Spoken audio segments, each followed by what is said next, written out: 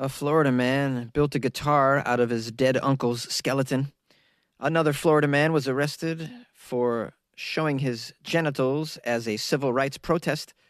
A Florida man ran onto the Super Bowl field promoting a porn website, and another Florida man is wanted for allegedly stealing an engagement ring from one girlfriend to propose to another girlfriend. He also has the tattoo, "Only God Can Judge Me," on his left arm.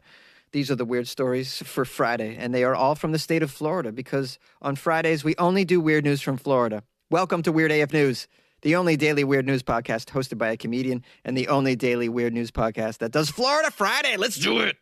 Those bizarre stories you hear about all the time that seem to only happen here in Florida. I know, right? Can't make this stuff up. It is just one of the many wacky news stories out of Florida. Why does the Sunshine State consistently produce such strange news? But what accounts for all this bizarre news? Is it the weather? Is it the people? Florida is full of the crazy stories. A Florida man turned his uncle's skeleton into a guitar. A Tampa musician named Prince Midnight made the ghoulish guitar to honor his Uncle Philip, who to him was the biggest metalhead he's ever known. A metal-loving musician in Tampa has made a guitar unlike no other. No bones about it. Prince Midnight made what he's calling his Skelecaster using the remains of a leftover Fender Telecaster and the bones of his dearly departed Uncle Philip, the man who introduced him to metal back in the 90s. Philip, the uncle, died like a rock star in a motorcycle accident in Greece in 1996. His skeleton was donated to a local college at that time. After 20 years, he ended up in a family cemetery that the family had to pay rent on. With the help of a local funeral home, Prince Midnight had Uncle Philip's bones removed from that cemetery and sent to Florida from Greece. The bones were in pieces. After a few weeks of showing them to his friends, Prince Midnight decided that since Uncle Philip was a metalhead, he'd turn him into a guitar. I'm questioning the part where he showed the bones to his friends. That's a little creepy. Hey guys, what are you guys doing? After dinner, you want to see the bones of my dead uncle, died in 1996? Yeah, I'm going to turn him into a guitar. Dude, this is weird. Why are we looking at bones of your dead uncle, man? This is weird. They should be in a cemetery. Yeah, I know, but my family had to pay rent on that cemetery. Yeah, we don't want to pay rent on a wooden box, dude. Instead, Uncle gonna rock out. Friends familiar with making guitars from scratch warned Prince Midnight that a bone guitar wouldn't sound quite as good as one made from wood. But Prince Midnight was undeterred. He did not care. Turning Uncle Philip's remains into a guitar was a challenge. And then they give you the step-by-step process. Are you guys curious? How does it work? How do you turn a skeleton into a guitar? Maybe I want to turn my dead granny into a guitar, Jonesy. Please give us the steps. Well, first, Prince Midnight had to weld a metal bar to the spine to attach the neck to the skeleton. Then he had to make sure the neck and the bridge would be exactly parallel so the strings would freely ring. He also had to put a jack for the cord into Uncle Philip's hip bone. The result? A rockin' skeleton guitar. I'm looking at a photo of it. It looks amazing. Absolutely. It does look really cool, actually. Will it play? I don't know. As someone who plays guitar, I'm not an expert, but I'm looking at it and I'm imagining it's not going to sound very good. I don't think it's going to rock out that much, but it's going to definitely rock out more than when it was just a skeleton in a box. It says here, although Philip's skull was included in the remains, Prince Midnight said the skull was too damaged and couldn't be added to the head of the guitar. Well, thank goodness. I don't think you want that. I mean, that's just really out of control to add the skull to the top of it. Unnecessary. It looks pretty cool the way it is. Prince Midnight is forbidden by law from selling this guitar, but he's having fun stringing along Uncle Philip wherever he goes. He admits that this project caused some awkward moments with his mother. Yeah, I'd imagine it's her brother's skeleton turned into a guitar. You're at the kitchen table strumming her brother's skeleton right in front of her face. Of course she's uncomfortable.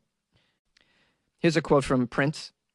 At first, my mom said it was sacrilegious and the work of the devil. You know how moms are. Yeah, you know. But I asked her, Uncle Philip was the biggest metalhead of anybody. Where would he rather be, in the ground or shredding? My mom said, shredding.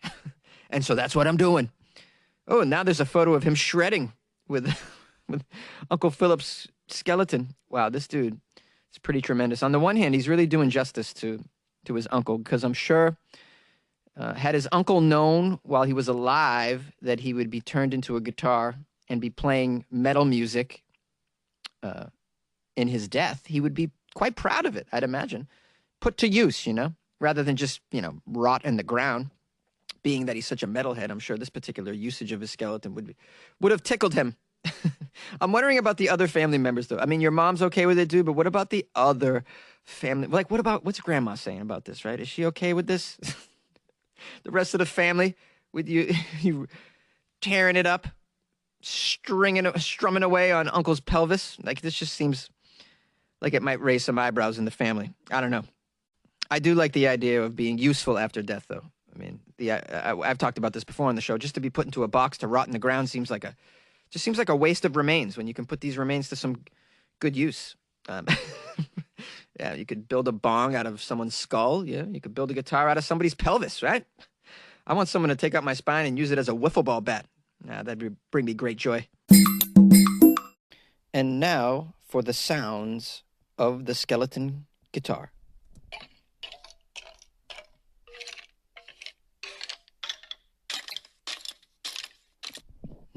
Not as rockin' as I thought it would be. A Florida man shows his penis to the public as a form of civil rights protest. A Florida man was arrested yesterday for indecent exposure. He told the police he was protesting for civil rights by showing his penis to traffic. The police charged that Riley James Cushman, age 23, was spotted alongside a roadway in Palm Harbor with, quote, his pants down to his knees, holding his penis while facing traffic in a vulgar manner. Well, yeah, I mean, he's protesting. That's how people protest, right? They hold their penis and they face the crowd in a vulgar manner. Upon spotting a sheriff's deputy at 3 in the afternoon, oh boy, this happened at 3 in the afternoon, Cushman pulled up his pants and began walking away. Nothing to see here. I'm done my protest. I did what I had to do. People know what I'm all about, okay? I can walk away. He walked away. Subsequently, he was confronted by a cop. Cushman reportedly explained that he was, quote, protesting for civil rights by showing his penis to traffic, but he has now finished and he wants to go home. Yes, I was protesting, but now I'd like to go home. I've put my penis away, as you can see. The protest is over. Yeah, everybody knows what I'm about, and now I'm heading home, okay? I'll be back tomorrow. Don't you worry. I live for the cause. Cushman's display resulted in his arrest for exposure of sexual organs, which is a misdemeanor in Florida. In most other places, it's serious, but in Florida, it's just a misdemeanor. He just exposed his sexual organ. He didn't stick it in your ear, did he? Cushman was booked into the county jails, being held on a bond. He pleaded not guilty. Do we need to know all this? He's got some records. Of course he's got records. This guy protests with his penis in his hand. It doesn't say what he was protesting, though. I'm very curious. Was he protesting, I don't know, the monopoly that Amazon has on goods delivery? What's going on? What is he protesting? Is he protesting that the internet speeds are too slow? Kind of like that 90-year-old man from the other story that I covered? I'm going to show my penis to the world to let them know the internet speeds are too slow, okay? This is my protest. These people, I mean, at least he has a cause, you know? I mean, everybody every day, not everybody every day, but a lot of people every day in Florida whip out their penis and they have no cause for it. You know, they just whip it out for just to be spontaneous, or they're trying to scare somebody, or they just can't control themselves. They're on a very powerful chemical, or they're just so horny, baby. But this guy, Cushman, he's protesting, okay? He's all about it. Civil rights are important to him. I can't think of a better way to show everyone that you give a damn about civil rights than to expose your genitalia on the side of a highway. I mean, that just tells everybody, this is what I want, all right?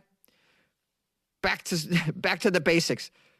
Back to the Constitution, the Bill of Rights.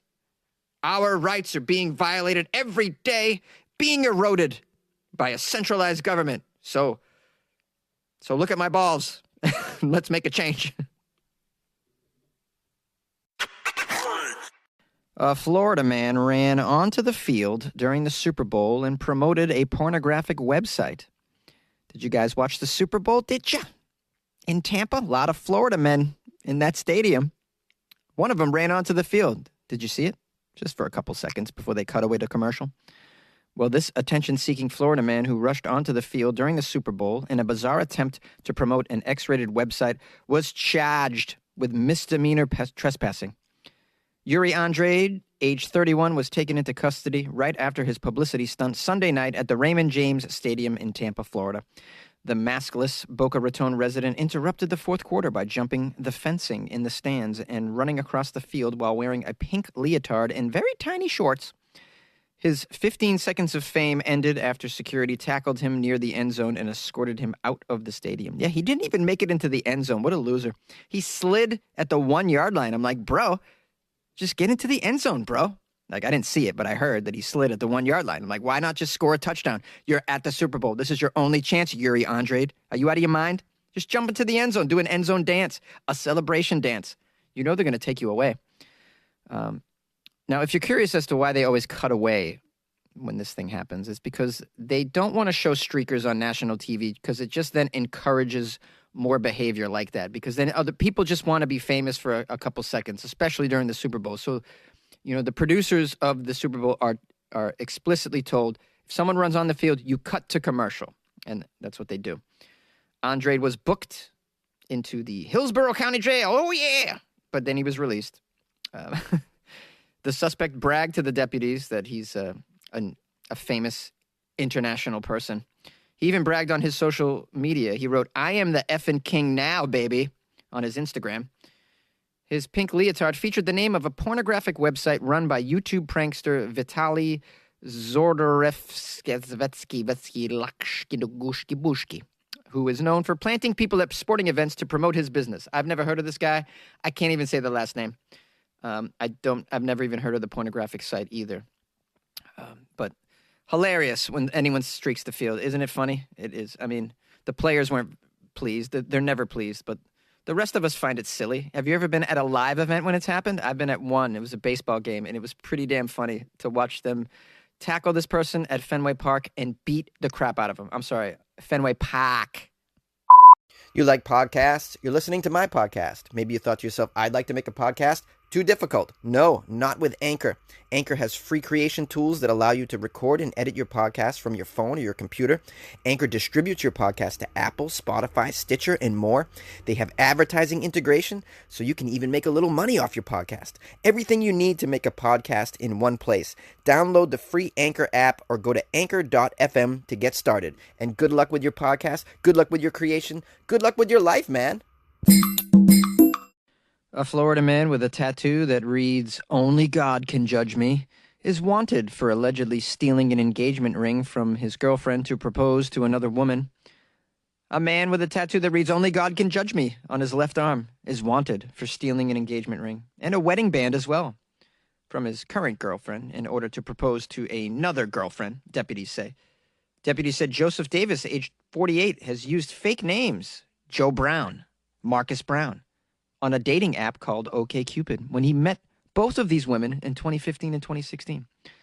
Investigators say his girlfriend in Orange City discovered her boyfriend was actually engaged to another woman in Orlando. Oh boy, are those two cities close? I have no idea. It's all a mess over there. What names did he use with each one as well? I want to know.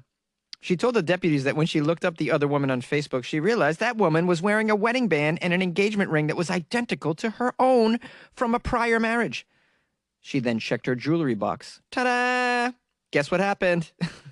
The man with 4 names, guess what he did? The man with girlfriends in Orlando and other places, guess what he did? Yes, he took several jewelry pieces they were missing. Deputies said the woman contacted her boyfriend's fiancé and got some of her belongings back. Oh, that's nice. She cooperated. After both relationships ended due to the infidelity, deputies said both women began cooperating with each other and with detectives. Ooh, have they found this man?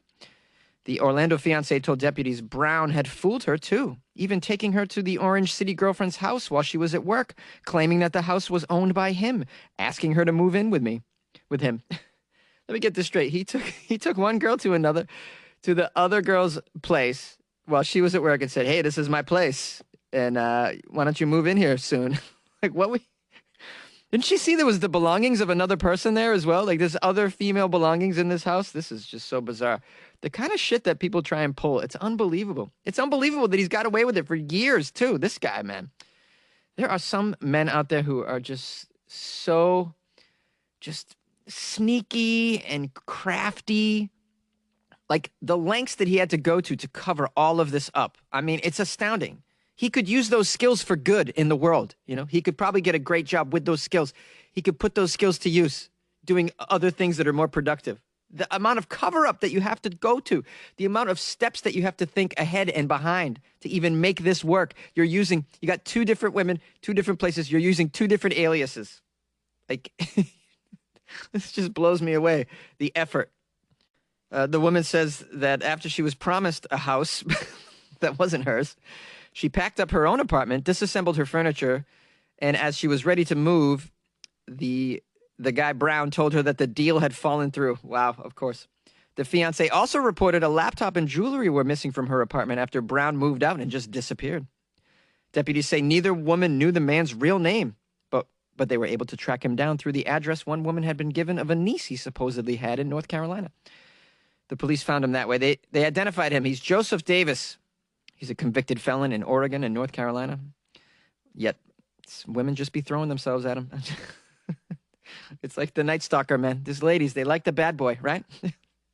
Investigators said Davis had prior arrests, including possession of fictitious IDs, filing false police reports, domestic assault, possession of cocaine with intent to sell. In one of his out-of-state booking records from 2014, the jail listed a tattoo that he has that says, "Only God can judge me," on his left arm.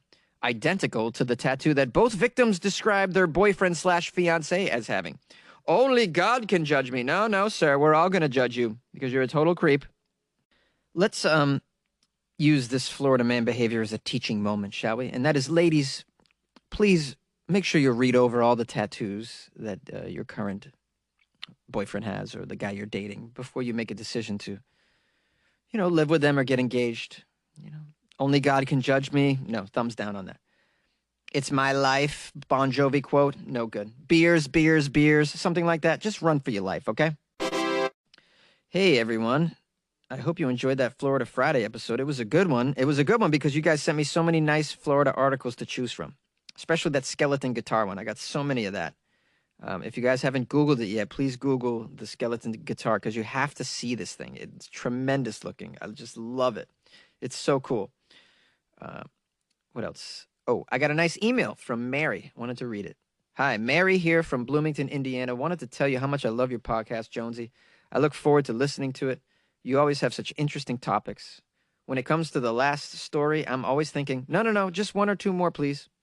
I love your voice and your sense of humor. You are just made for this podcast. Keep up the good work and have a great week. Mary, a follower for life. I'm so grateful, Mary. Thanks for that. Thanks for that nice email, and I'm glad that you're a follower for life. I don't know if I'll be doing this podcast for life, for your life or my life, but we'll be doing it for the time being. It seems to be pandemic proof, and I'll keep, as long as I got a closet and a microphone, baby, I'm going to be delivering. I also got a direct message on Instagram. My Instagram's @FunnyJones. It's from someone named Cassandra, and I want to read this to you. It's very serious. It says, "Hi, my mom and I started listening to your podcast about 6 months ago, and we really enjoyed listening. It had been a very difficult time for us. My mom had been diagnosed with cancer, and things were starting to get worse. We needed something to laugh at, and you provided that. I just wanted to let you know my mom passed away on Monday. I just wondered if she could get a shout-out. I would really appreciate that. She was the best. I miss her very much. Her name is Barbara George, and I'm her daughter, Cassandra. Thank you very much for reading this." So I want to make sure I give a big shout-out to Barbara George. Maybe may she rest in peace. And I want to thank Cassandra for writing this message. It's very heartfelt, and I'm really grateful that I was able to provide you and your mom with some laughs during a difficult time. It's reasons like that I continue to do Weird AF News. I've gotten messages over the years from people who have told me about the tough time that this podcast helped them get through, whether it's the loss of a loved one or some people have gotten through addictions, tough times, and of course, for a lot of us, the pandemic has been a very tough time. And some of you have written me a thank yous that I've continued to do the podcast during this pandemic, because it's been helpful for some of you, and I'm grateful that you've taken the time to reach out to me and say those things. It kind of keeps me going, it makes me feel like this podcast has a a bigger purpose than just delivering some ridiculous news. Well, thank you for writing me, and if you guys ever want to just drop a note to me of appreciation or whatever, or critique, you can always email me or reach out to me on Instagram at FunnyJones. On Twitter, it's at FunnyJones. And on Facebook, it's Comedian Jonesy. You can also reach me through my website now. It's weirdafnews.com. As I always mention, please check out the Patreon, patreon.com/weirdafnews, where you get a little bit of extra weird AF content for very little money. But you also get that good feeling that you're supporting a 5-day-a-week news, essentially daily news podcast. So if you get a lot out of it and you want to buy Jonesy a cup of coffee or two, please check that out.